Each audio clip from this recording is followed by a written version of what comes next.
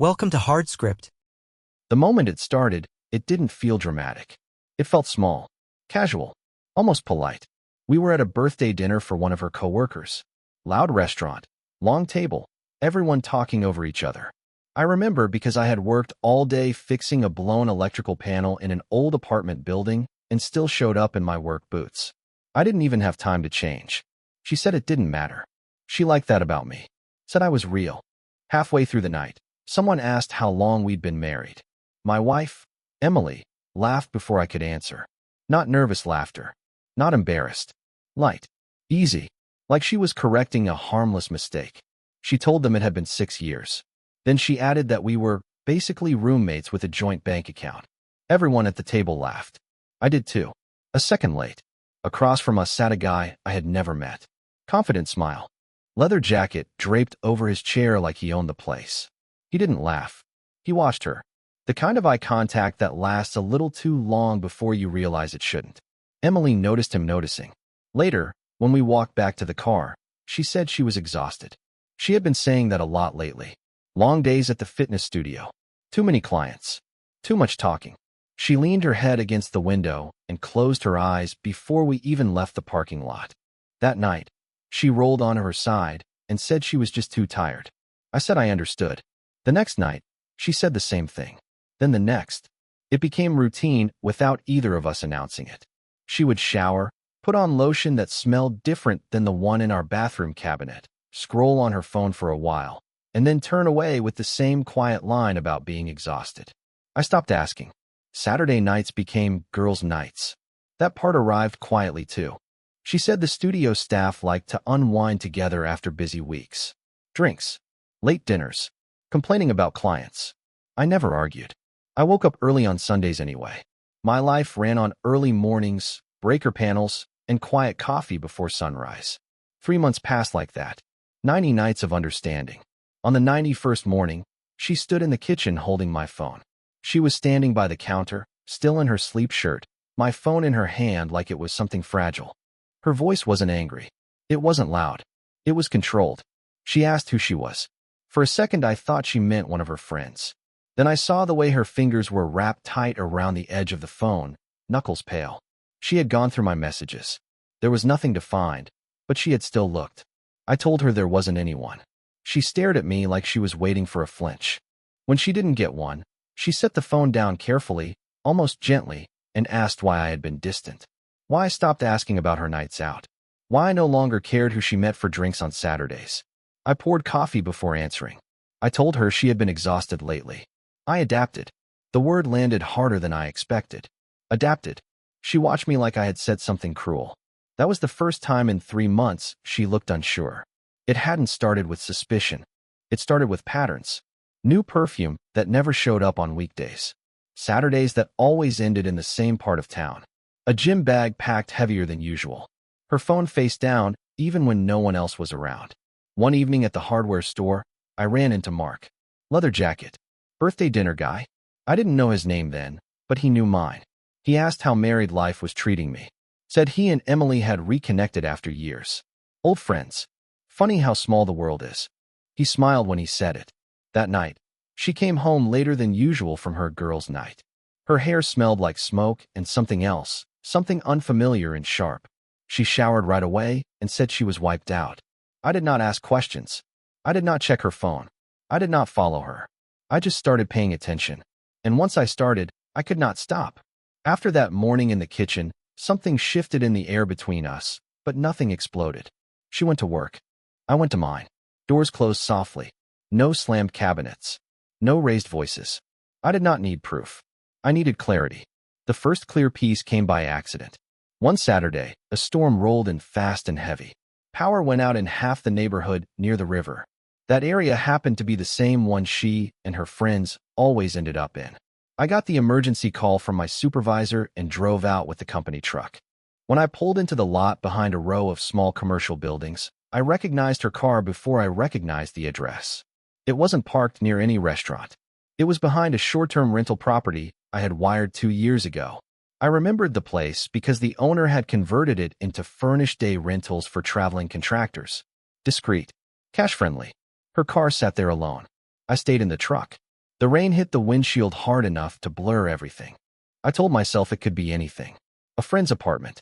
A last-minute booking. A coincidence. Then I saw him step out under the awning to smoke. Mark. He checked his phone, glanced toward her car, then back at the door like he was guarding it. Comfortable. Familiar. I did not get out of the truck. I did not confront him. I did not call her. I fixed the down lines on the next block instead. When she came home later that night, she told me the girls had been stuck inside because of the storm. She laughed about how they almost got stranded. Said she hated bad weather. Her hair was damp, but not from rain. While she talked, her phone buzzed once on the counter. A message preview lit up before she flipped it over. I caught a single word. Same. I nodded like I believed every word she said. That night, when she turned away and told me she was exhausted again, I stopped keeping count in my head. I started planning instead. Planning did not look dramatic from the outside. It looked like routine. I picked up extra maintenance calls near the industrial district and told Emily the company was shifting me between properties. That part was true. What I did not say was that one of those properties had a small furnished unit above the garage. The owner used it for out-of-town electricians and plumbers. It sat empty most weeks. I asked about renting it quietly, month to month. No paperwork drama. He agreed. The first night I stayed there, I did not announce it. I told Emily I had an early job across town and would crash near the site to avoid traffic. She barely looked up from her phone when she said that made sense. She reminded me not to forget to transfer money into the joint account before the mortgage auto draft. I transferred it. Then I left with a duffel bag that held just enough to look temporary. The apartment above the garage smelled like dust and detergent. The bed was narrow. The walls were thin. I slept without hearing her breathing beside me for the first time in 6 years. On Saturday, I did not text to ask when she would be home. I did not call. I let the evening pass in silence. Around midnight, my phone lit up with her name. She asked if I was still at the other place. I replied that I was. She sent back a thumbs-up emoji. The following week, I moved more things. Work boots first, then a second set of clothes, then my tool bag that I kept by the door at home. Each trip looked ordinary, nothing that would set off alarms. At home, she continued her pattern. Shower, lotion, phone face down. Exhausted, but something else changed. She started watching me the way I used to watch her. Small glances, quiet pauses. She asked why I had stopped suggesting weekend plans. Asked why I did not seem bothered when she went out. I told her she deserved time with her friends. That answer unsettled her more than anger ever could. The more space I created, the more she seemed to feel it. One evening, I stopped by the house to grab a few more things. Nothing obvious. A framed photo from the hallway. A set of wrenches I kept in the laundry room. When I walked in, she was already dressed to go out. Fitted jeans. Hair done. The new perfume. She looked surprised to see me. She asked if I was not staying near work again. I told her I had finished early and needed a couple of tools. She stood there watching me move through the house like a guest. Her phone buzzed on the kitchen island. She did not flip it over this time. She let it light up. Maybe she wanted me to ask. I did not. Instead, I told her I might be picking up more shifts over the next few weeks. A larger contract. Better pay. I said it casually, like it had nothing to do with anything else. Her expression changed. Not upset. Not angry. Calculating. Later that week, I ran into Mark again. This time at a supply store near one of my job sites. He recognized me first. Asked how married life was going with a smile that carried too much confidence. He mentioned seeing Emily around lately. Said it was funny how some people reconnect when the timing is right. I told him timing can change quickly. He laughed like I had made a joke. By the end of that week, I had moved almost everything that mattered. Important documents. Personal tools. My spare set of keys. At the house, drawers looked full. Closets looked normal.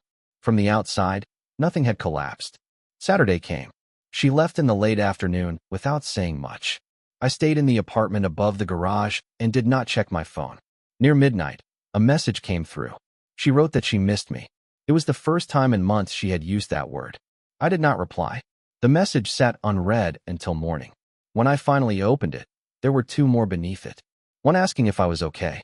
Another asking why I was acting strange lately. I answered hours later with a simple line that I was busy and everything was fine. That same evening, I stopped by the house again. Not to move anything. Just to return a set of keys she had asked for earlier in the week. She was home, sitting at the kitchen table, not dressed to go out for once. No perfume, no makeup, just sweatpants and her hair tied back. She looked smaller like that. She asked if we could talk. I sat across from her, but did not take off my jacket. She said she felt like I was slipping away, that I did not look at her the same, that I did not get jealous anymore. She asked if there was someone else. I told her there was not. She pressed harder, asked why I stopped touching her, why I stopped asking for her on nights. She said she was too tired. I told her she had been exhausted for a while. I did not want to pressure her. The silence after that stretched long and uncomfortable. Her phone buzzed from the counter. She did not move toward it this time. She kept her eyes on me, waiting for something. An accusation, a scene, a demand. I gave her none. The next Saturday, she did not mention going out with her friends. She stayed home, cooked dinner, tried to sit close to me on the couch. Her hand brushed my arm like she was testing whether I would pull away. I did not, but I did not lean in either. Around evening, her phone lit up again. She glanced at it, hesitated, then muted it without answering.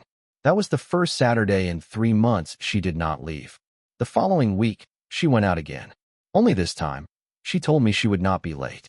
She came home before midnight. Alone. When she came home early that Saturday, she did not go straight to the shower. That was new.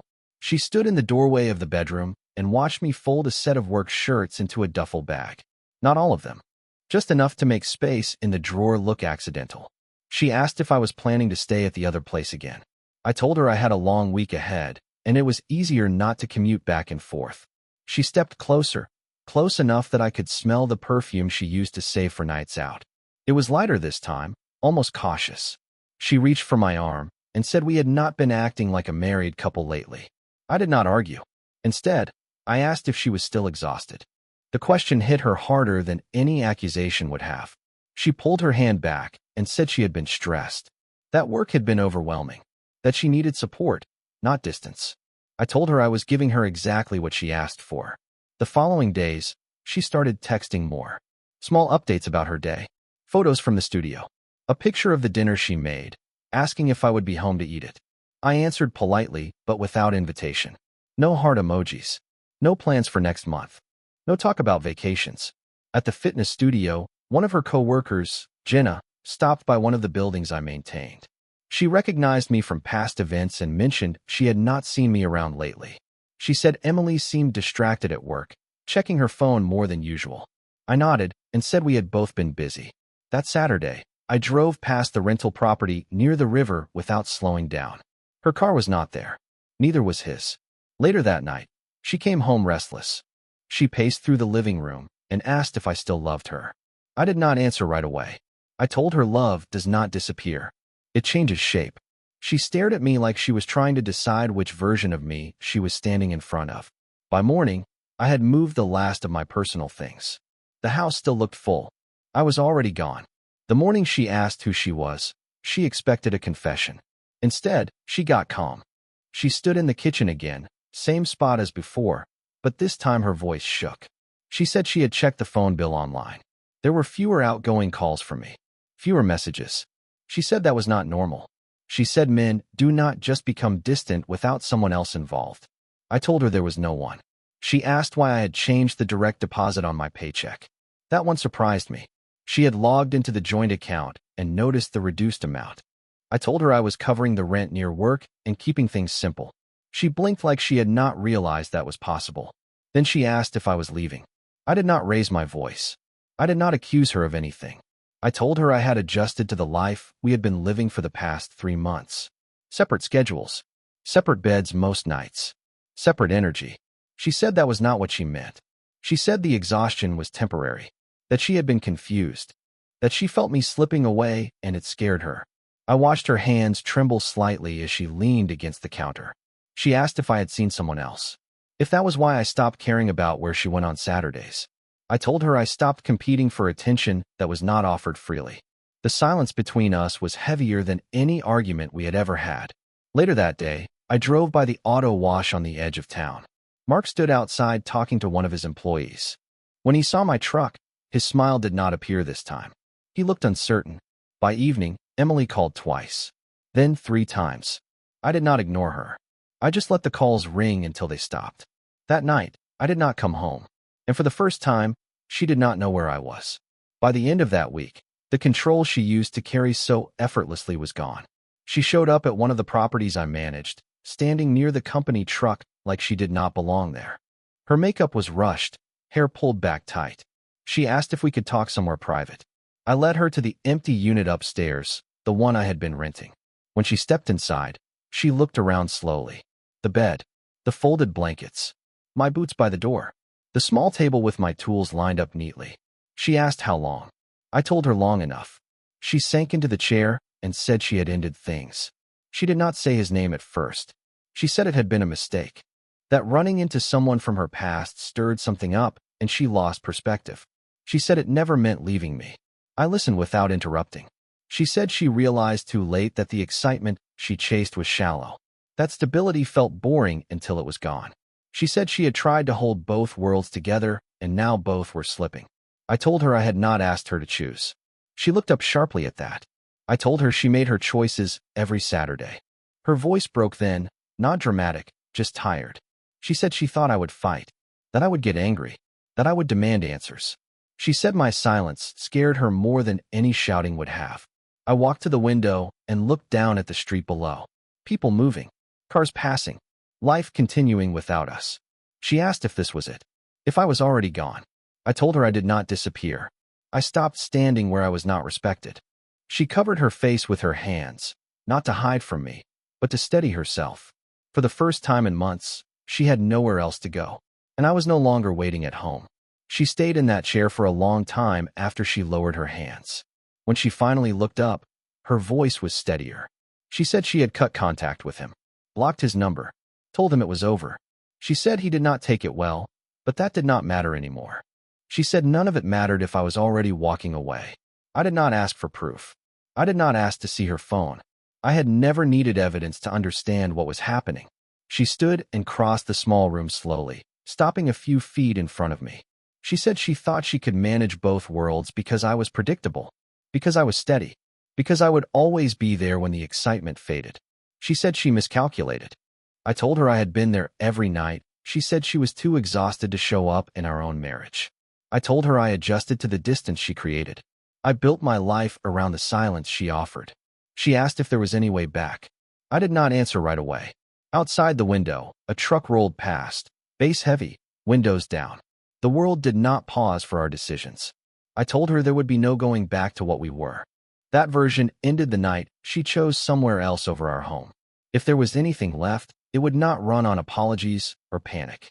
It would run on respect, transparency, and effort that did not depend on whether I was watching. She nodded slowly, like she understood the weight of that. I picked up my keys from the table. I told her I was not disappearing. I was choosing where I stand. Then I walked past her and down the narrow stairs. This time, I did not look back. Whether she followed would depend on what she did next, not on what I feared losing.